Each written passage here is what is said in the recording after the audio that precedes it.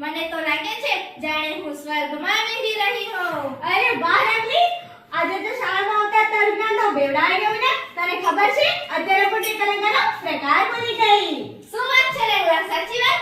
હા રંગલી, જે વાક્યમાં સંભાવના વ્યક્ત કરવામાં આવે, જાણે, રખે અને શક્ય જેવા શબ્દો આવે તો તેને ઉત્પ્રેક્ષા અલંકાર કહે છે. જોયું વિદ્યાર્થી મિત્રો, જે વાક્યમાં સંભાવના વ્યક્ત કરવામાં આવે, જે વાક્યમાં સંભાવના વ્યક્ત કરવામાં આવે, જાણે, રખે અને શક્ય આવે, તા થૈયા થૈયા તા થઈ, એને કહેવાય ઉત્પ્રેક્ષા અલંકાર. જોયું વિદ્યાર્થી મિત્રો, મજા આવતી છે ને? અરે ઋતિ, ધમાલ ના કરીશ હો, શાંતિથી બેસ હો ને. આ જો અરે ઋતિક, શાંતિથી ધ્યાન આપ, નહીંતર પરીક્ષામાં છેલ્લેથી પહેલો નંબર આવશે.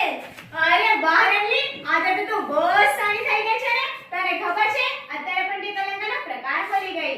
ટીચર, આ કયો પ્રકાર છે? જ્યારે વાક્યમાં વખાણ દ્વારા નિંદા અને નિંદા દ્વારા વખાણ કરવામાં આવે ત્યારે તેને વ્યાજ સ્તુતિ અલંકાર કહેવાય છે.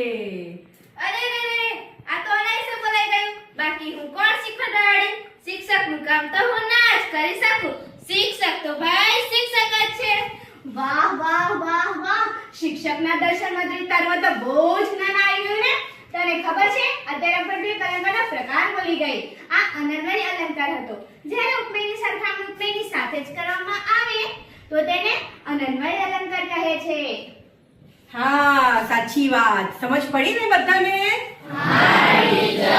વિશાલ બોલજો. ટીચર, માથેમાં આપણ અન્વય અલંકારની ટીચર. એકદમ સાચું કહ્યું. બરાબર ખબર પડી ગઈ હો આ લોકોને તો.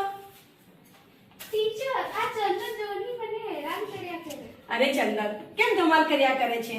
શાંતિથી બેસી અને આપજો હા. ટીચર, આ ચંદનમાં તો કઈ ચંદન જ નથી. અરે વાહ રંગલી, આપણને પ્રકાર જ થયો. જ્યારે વાક્યમાં એક જ શબ્દ બે વખત આવે અને બંને વખત તેનો અર્થ અલગ અલગ થાય તો તેને યમક અલંકાર કહે છે. જોયું વિદ્યાર્થી મિત્રો, સમજ પડી ને? જે વાક્યમાં સંભાવના વ્યક્ત કરવામાં આવે, જ્યારે વાક્યમાં એક જ શબ્દ બે વખત આવે, બંને વખત તેનો અર્થ અલગ અલગ થાય,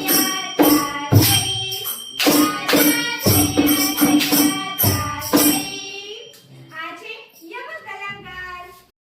તો વિદ્યાર્થી મિત્રો, મજા પડી ગઈ ને? રંગલા અને રંગલીએ રમતા રમતા રંગ રાખ્યો. અરે ટીચર, આપણે કલંકાર છે ને. હા વિદ્યાર્થી મિત્રો, જ્યારે વાક્યના દરેક શબ્દનો પહેલો અક્ષર એક સરખો આવે ત્યારે તેને વર્ણાનુપ્રાસ અલંકાર કહેવાય છે. ટીચર, મને તો આજે ખૂબ મજા પડી ગઈ શીખવાની. મને તો નાચવાનું અને ગાવાનું મન થાય છે. તો ચાલો ને આપણે પેલી કવિતા ગાઈએ. હા વિદ્યાર્થી મિત્રો, ચાલો આપણે બધા ગાઈએ હા.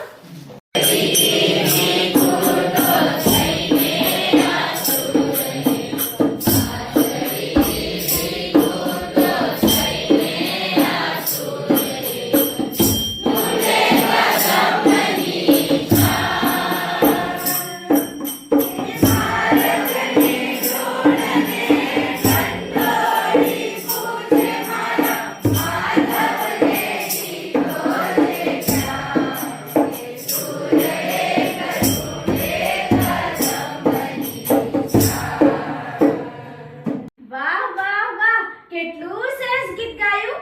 રંગલી, તને ખબર છે આ ગીતમાં પણ એક અલંકારનો પ્રકાર છુપાયેલો છે. ટીચર, આ કયો પ્રકાર છે?